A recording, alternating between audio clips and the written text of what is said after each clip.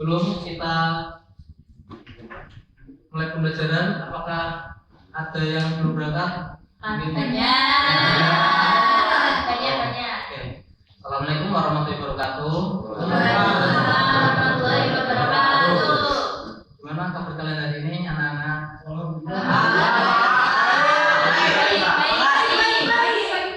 Semangat. Sebelum kita mulai pembelajaran, alangkah baiknya kita berdoa terlebih dahulu menurut kepercayaan dan agama kita masing-masing. Berdoa, silakan. Amin. Doa selesai. Apakah kalian tahu nggak siapa yang nggak berangkat dari ini? Kira-kira. Saya masih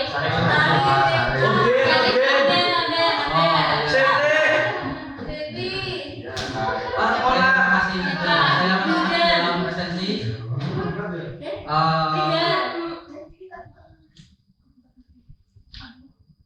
Karena kalian hari ini bisa berangkat dan sehat, sebaiknya kalian lebih termotivasi untuk belajar hari ini. Karena kita hari ini akan praktikum instalasi sistem operasi jaringan.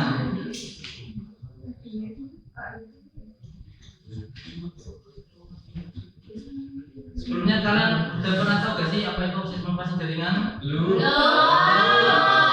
Kalau sistem operasi yang biasa, apakah kalian sudah tahu? Tahu namanya apa?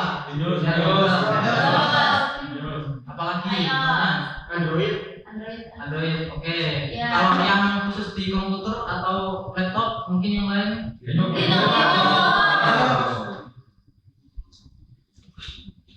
Kalau begitu kita langsung aja masuk ke dalam materi ya. Kita di sini akan membahas sistem operasi jaringan. Nah, operasi sistem itu merupakan perangkat lunak yang digunakan sebagai penghubung antara pengguna dan perangkat komputer. Yang mana fungsi utama dari operasi sistem jaringan ini mengelola sumber daya komputer, yaitu CPU, memori, storage, input/output, serta menyediakan antarmuka pengguna, lalu menyediakan layanan dasar file keamanan jaringan, dan dapat digunakan sebagai platform aplikasi. Nah, kalian tahu nggak apa bedanya sistem operasi jaringan sama desktop? Nggak tahu. Kalau sistem operasi jaringan itu biasanya jaringan biasanya digunakan di bagian server pada perangkat server, yang mana server ini biasanya digunakan di sebuah perusahaan elektronik seperti penyimpanan, cloud, Google, dan yang lainnya.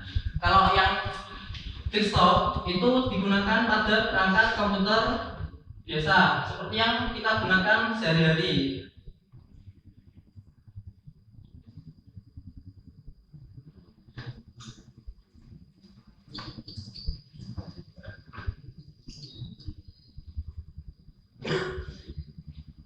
Nah, pada perangkat sistem operasi jaringan yang umum biasanya yang digunakan yaitu Windows, macOS, dan Ubuntu. Nah, kalau yang operasi sistem jaringan biasanya yang digunakan itu seperti ada Windows Server dan juga Ubuntu Server serta Debian.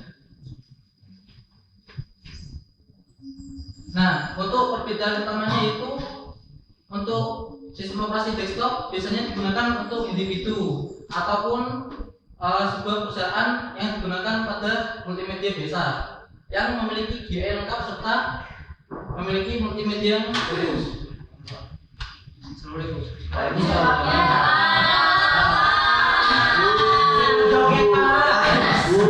Apa yang keluar dari ini? Jadi Pak ini ban saya Pak. Oh, nggak boleh Mas. Nggak sih dikain dulu. Kira-kira perlu dikasih hukuman nggak ya? Sepertinya nggak perlu ya. Kasihan udah jauh-jauh berangkat dari rumah. Terima kasih Mbak.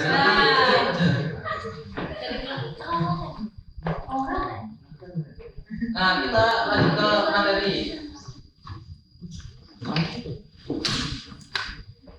Nah, pada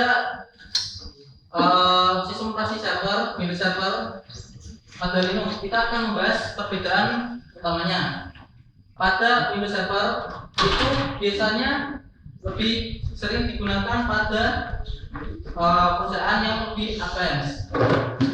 Fitur-fiturnya yaitu seperti GUI yang mudah digunakan.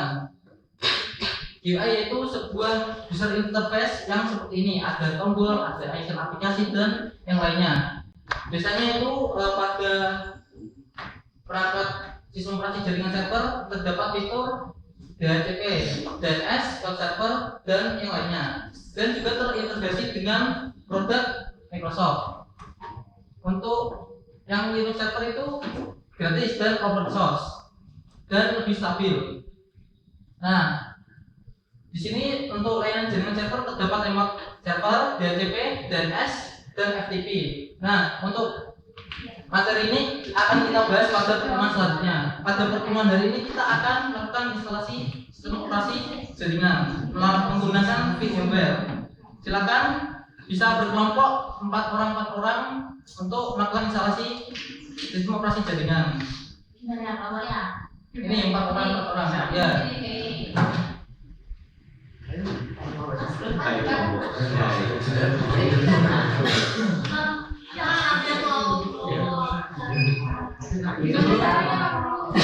Ya, sebelum kalian melakukan instalasi, bisa memperhatikan bagaimana cara instalasi yang saya lakukan.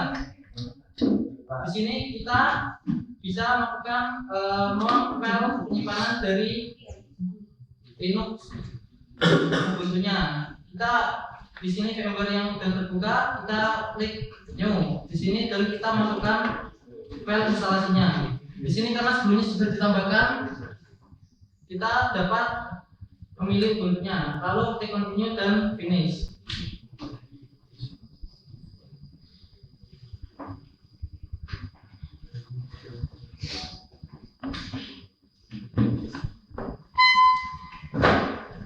Nah, di sini kita bisa lakukan enter.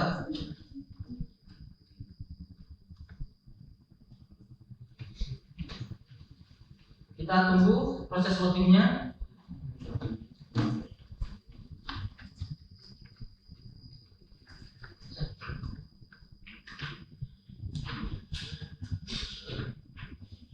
Mungkin memang memerlukan butuh waktu untuk loading ya, karena proses instalasi biasanya cukup lama. Di sini kita dapat memilih bahasa mana yang akan kita install di sistem operasi jaringan ini. Kita memilih bahasa Inggris, dan untuk layout keyboard biarkan kita default. Nah, untuk melakukan pemilihan menu, kita bisa menekan tombol tab di sini untuk berpindah. Tab. Apabila sudah cukup, kita bisa klik down.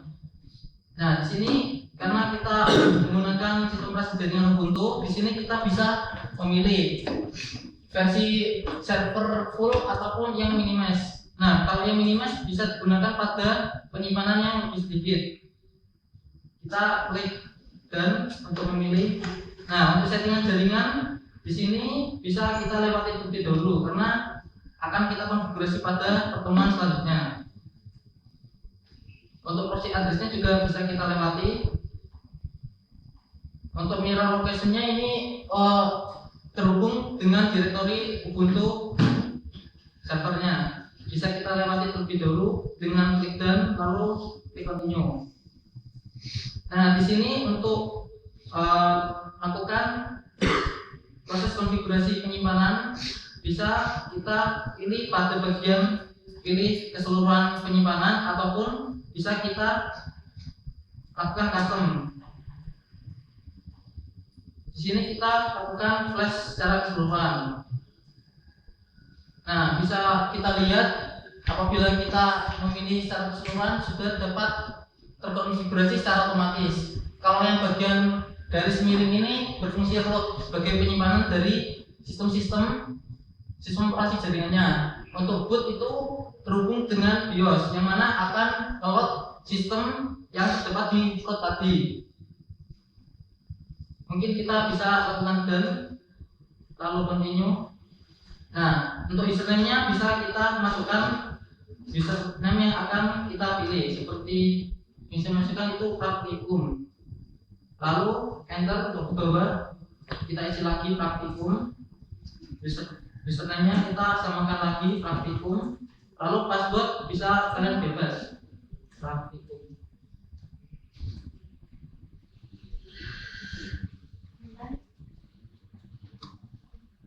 Apabila sudah, kita bisa klik done. Nah, pada sistem operasi jaringan Ubuntu ini bisa disediakan fitur Pro dari Ubuntu-nya, karena pada Ubuntu itu sendiri menyediakan berbagai layanan cloud. Mungkin bisa kita skip karena tidak menggunakan layanan tersebut. Bisa kita skip terlebih dahulu. Dan nah, kelebihan dari Ubuntu server ini tidak seperti Debian, karena sudah disediakan seperti untuk lakukan konfigurasi Micro Nextcloud. Di sini juga dapat PowerShell dan juga ada fitur dari Google Cloud SDK dan AWS CLI dari Amazon. Nah, di sini itu semuanya layanan cloud yang disediakan dari Ubuntu. Mungkin bisa kita lewati terlebih dahulu. Nah, di sini proses instalasi sedang berjalan. Untuk kita melihat, agar bisa melihat progres dari instalasinya, bisa kita klik tab ke bawah dan kita klik enter. Nah, di sini sudah terlihat proses instalasi sedang berjalan dan sedang menghubungi port layanan Ubuntu server yang disediakan.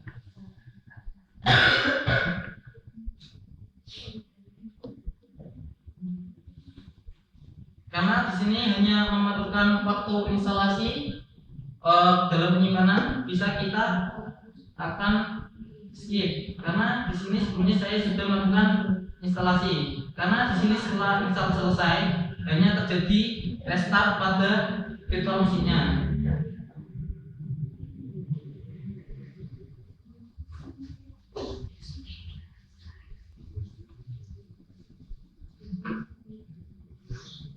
Apabila sudah terinstall, maka akan restart seperti yang ada pada berikut. Nah, setelah restart bisa kita masukkan username yang sudah kita buat tadi dan juga password yang sudah kita buat. Pastikan untuk password dan username-nya tidak salah. Nah, di sini sudah terlihat kita masuk ke dalam sistem. Dan kita bisa melihat penggunaan RAM dan juga yang lainnya. Mungkin kita bisa mengecek spesifikasinya dengan masukkan perintah neofresh. Nah, di sini sudah terlihat OS apa yang sudah kita gunakan, kernelnya dan juga penyimpanan memori yang digunakan.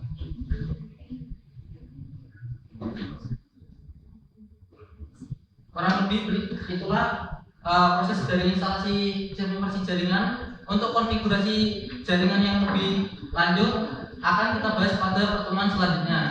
Nah, sekarang kalian sudah berkelompok bisa melakukan instalasi sistem operasi jaringan tersebut. Di sini tadi sudah saya kirimkan link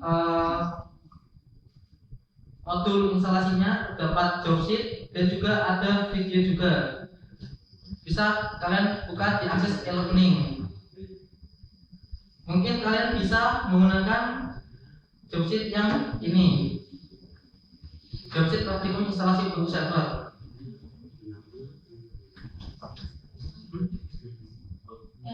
Silakan dapat berkelompok untuk melakukan instalasi. Mungkin mejanya bisa di jabatan untuk kemudahan.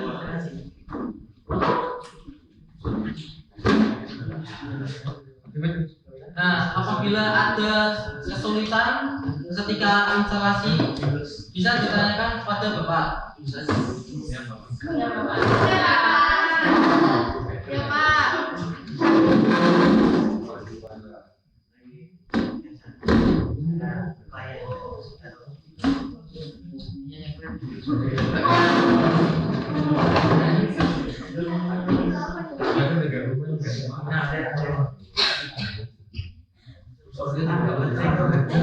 Nah, apabila kalian jika mengalami kebingungan ketika instalasi dan ketinggalan cara yang sudah saya berikan tadi, kalian bisa melihat dari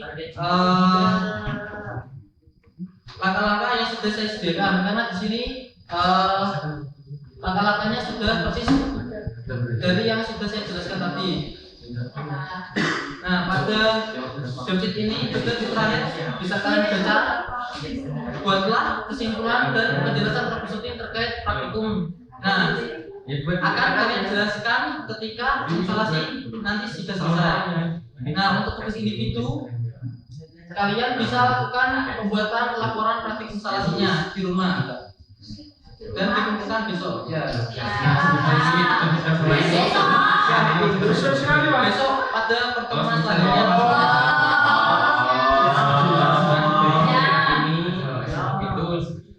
Ini yang Pak ini. Pak, kalau yang baginya Pak gimana Pak? Nah, itu makanya saya suruh berkelompok karena mungkin hanya bisa praktek satu komputer gunakan untuk 4 orang. Iya.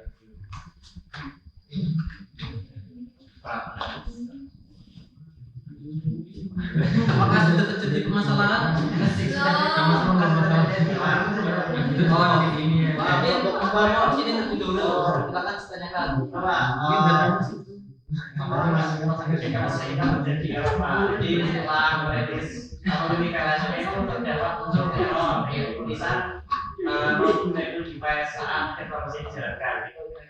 Oh, ketika terjadi ngebut device mungkin bisa dilakukan konfigurasi pada penyimpanan ISO yang sudah dipilih. Mungkin masnya bisa ke pemilihan file tadi mas.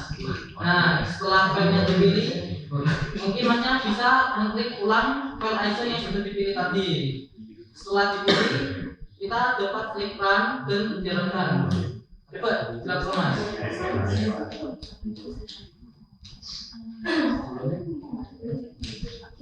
Nah, ini sudah proses instalasi jalan. Di sini sudah terlihat kalau booting sudah masuk ke dalam tampilan CAI. Apakah ada permasalahannya mas? Ya Pak. Oh. Mungkin kelompok lain ada yang ingin bertanya? Pak, kelompok saya Mungkin Pak. kelompok Irwan lebih dulu, Mas Irwan silakan. Pak, pas saya install Ubuntu di VirtualBox itu muncul pesan error Pak. Tulisannya tuh disk kernel requires kali 86 sampai 64 CPU. But only detected an i686 CPU. Itu maksudnya apa Pak? Oh, mungkin karena masnya ketika pemilihan virtual machine, masnya mungkin memilih arsitektur yang tidak sesuai. Mungkin masnya mendownload versi X64, yaitu versi yang bukan 32 bit. Mungkin masnya bisa mengganti membuat virtual machine baru. Nah, ketika pemilihan tersebut bisa dipilih pada bagian X64 karena kita praktiknya menggunakan arsitektur 64 bit. Mungkin bisa saya lihat terlebih dahulu. Oh, ini bisa dipilih pada bagian 64 ketika pemilihan. Nah, setelah itu di sini kita masukkan file ISO-nya karena sudah sesuai dengan apa? Masukkan. Apabila sudah sesuai bisa kalian jalankan. Nah, ini proses instalasinya sudah berjalan. Terima kasih Pak. Oke, tolong bersabar ya satu-satu. Mungkin hanya mau bertanya terkait apa? Silakan. Bisa dijelaskan Mas lebih dahulu?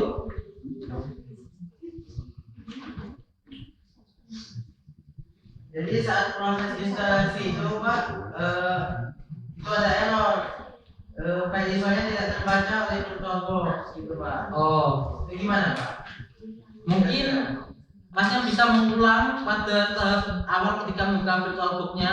Pada pemilihan file ISO-nya dipastikan sudah sesuai. Apakah file ISO tersebut korup ataukah tidak? Mungkin Masnya kalau pas download internetnya lag, jadi bisa mendownload ulang. ataupun mengcopy dari teman-temannya.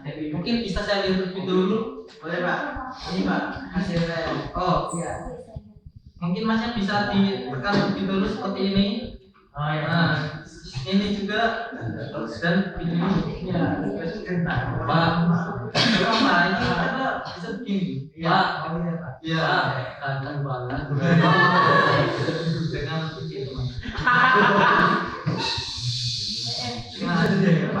Ya, karena kita di sini melakukan proses instalasi sistem operasi jaringan. Mungkin jika kalian cita-citanya jadi hacker, bisa menggunakan sistem operasi jaringan ini untuk melakukan hacking server. Mungkin kalian bisa mengkoleksi beberapa file ataupun yang lainnya milik pejabat atau siapa gitu. Ingin bertanya. Oh, not di space. Oh,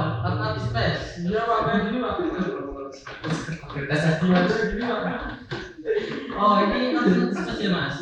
Oh, ini maksudnya penyimpanan dari virtual kurang Mas. Jadi tadi Mas konfigurasi harusnya dilebihin. Karena di sini terlihat Masnya cuma masukin ukuran 10 GB. Sedangkan file ISO-nya itu 5 GB Mas. Bisa ditambahkan untuk penyimpanan yang akan digunakan untuk virtual mesinnya.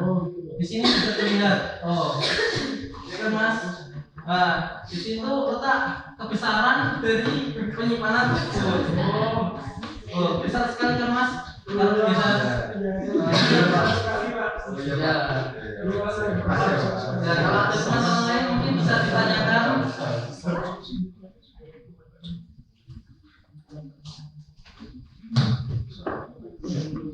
Silakan bisa dilanjutkan untuk praktiknya. Apabila ada permasalahan bisa ditanyakan kembali. Pak.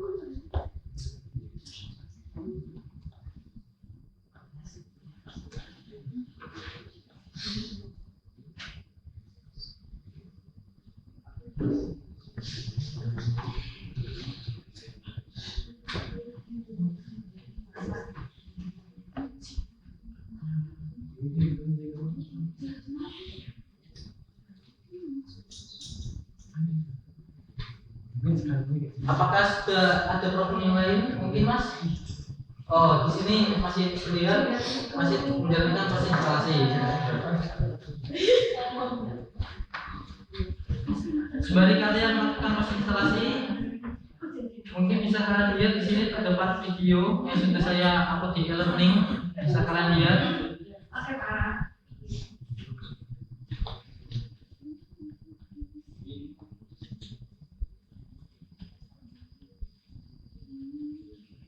Nah, di sini juga saya sudah menambahkan modul instalasi Linux Mint. Linux Mint ini biasanya digunakan pada perangkat desktop biasa yang bukan server.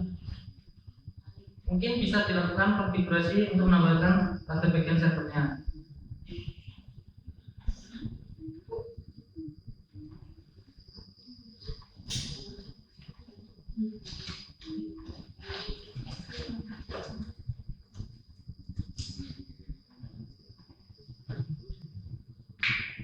Jika kalian sudah memasuki pada tahap booting dari masuk sistem operasi jaringannya, untuk melakukan install dari NeoFetch yang digunakan untuk pengecekan sistem, kalian bisa memasukkan perintah sudo apt update untuk melakukan update pada repository Ubuntu-nya. Kita masukkan perintah sudo apt update. Lalu kita masukkan password dari username yang sudah kita buat tadi.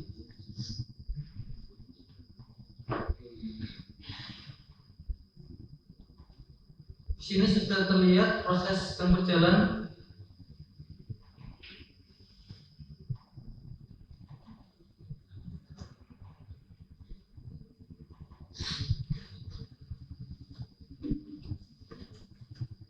Nah, setelah itu kalian bisa masukkan perintah sudo apt install neo.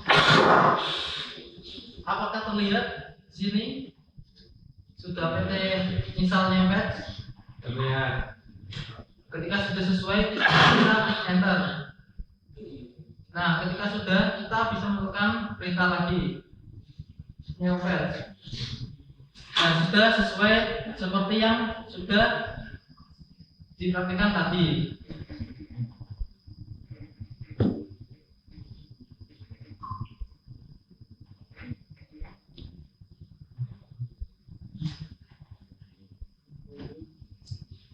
Nah, untuk kalian yang mungkin iseng-iseng yang pengen install langsung di perangkat komputer kalian, tidak menggunakan VMware, di sini di job sheet sudah saya masukkan untuk instalasinya menggunakan aplikasi Rufus. Yang mana di sini Rufus digunakan untuk melakukan gunning file ISO yang sudah kalian download. Untuk mendownload Rufusnya bisa kalian masukkan di Google dan masuk ke dalam webnya serta memilih versi Rufus yang akan kalian download.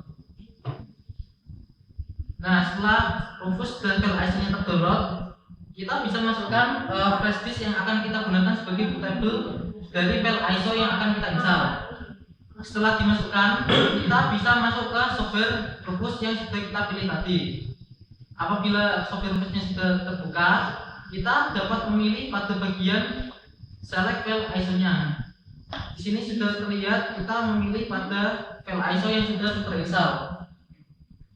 Nah, untuk konfigurasinya kita bisa mengatur pada partition scheme kita ubah menjadi GPT karena laptop sekarang kebanyakan menggunakan GPT pada bagian BIOS-nya, tidak menggunakan legacy lagi. Untuk volume labelnya bisa kalian gunakan otomatis. Apabila sudah, kita bisa klik start di sini. Nah, di sini ada peringatan kalau proses pembuatan bootable ini akan memformat flash disk yang kalian gunakan. Oleh karena itu, bisa kalian pastikan bahwa dokumen-dokumen yang ada di flash disk kalian bisa dilakukan backup terlebih dahulu ketika sebelum melakukan proses instalasinya. Di sini kalian setelah klik OK, di sini akan terlihat proses burning file ISO-nya sedang berjalan.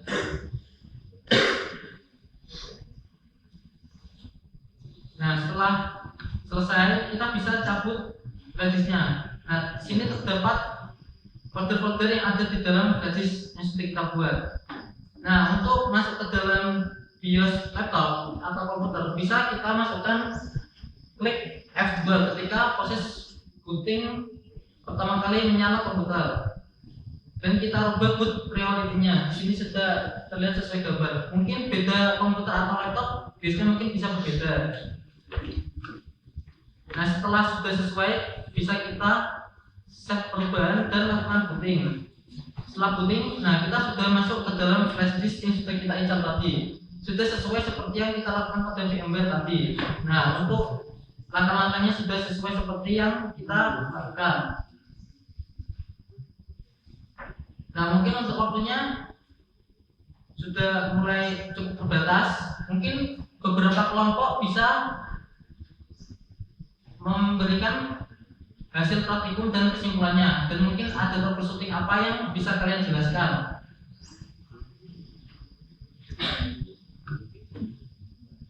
Mungkin masnya bisa saya tanyai, silakan dibacakan kesimpulannya. Oh, mungkin berdiri, silakan untuk pembahasan. Jadi pada kelompok kami itu juga Ya. ketika melakukan partisi habis, kelompok kami itu sempat salah memilih opsi Pak. Opsi habis entire disk sehingga data VM sebelumnya itu terhapus. Nah, tapi kami dari opsi tersebut juga menemukan solusi, yaitu dengan mengulang instalasi dan memilih manual partition yang membuat boom lalu di swap dan kembali ke boom secara terpisah. Dan hasil akhirnya sistem kami itu berhasil diinstal dengan skema partisi yang benar, dan Salesforce juga dapat dijalankan dan dapat diakses melalui terminal. Terima kasih Mas. Silakan tutup. Mungkin kelompok lain perwakilan ada yang bisa membacakan hasil kesimpulan dari praktikumnya. Mungkin Mas. Mas Umam silakan. Dari kelompok kami ya Pak. Kelompok berapa Mas? Kelompok 2 Pak. Oh, kelompok 2. Silakan. Nah dari kelompok 2 ini ketika melakukan partisipasi di situ terjadi salah memilih opsi Pak, yaitu opsi use entity, sehingga data PM itu yang sebelumnya terlihat ke situ ya. Nah solusinya itu mengulang instalasi dan memilih manual partisi Pak, kemudian membuat root atau swap atau host secara sebentar. Nah selanjutnya itu dari sistem itu berhasil diinstal dengan skema partisi yang benar dan server dapat dijalankan dan dapat diakses melalui internet. Seperti itu Pak. Oke, terima kasih. Mungkin untuk kelompok yang lain bisa kalian masukkan ke dalam laporan yang sudah saya berikan tugasnya. Nah, karena waktunya sudah mau habis, mungkin kita bisa berikan untuk selesai pembelajaran. Untuk menutup pembelajaran pada hari ini, mungkin kita bisa berdoa agar diberikan kemudahan dan manfaat dari pertemuan hari ini. Untuk berdoa silakan dimulai.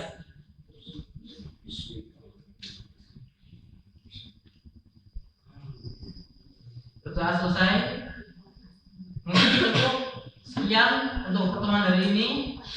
Untuk mungkin kalau saya ada salah kata maupun perbuatan, mohon maaf. Cukup sekian. Wassalamualaikum warahmatullahi wabarakatuh.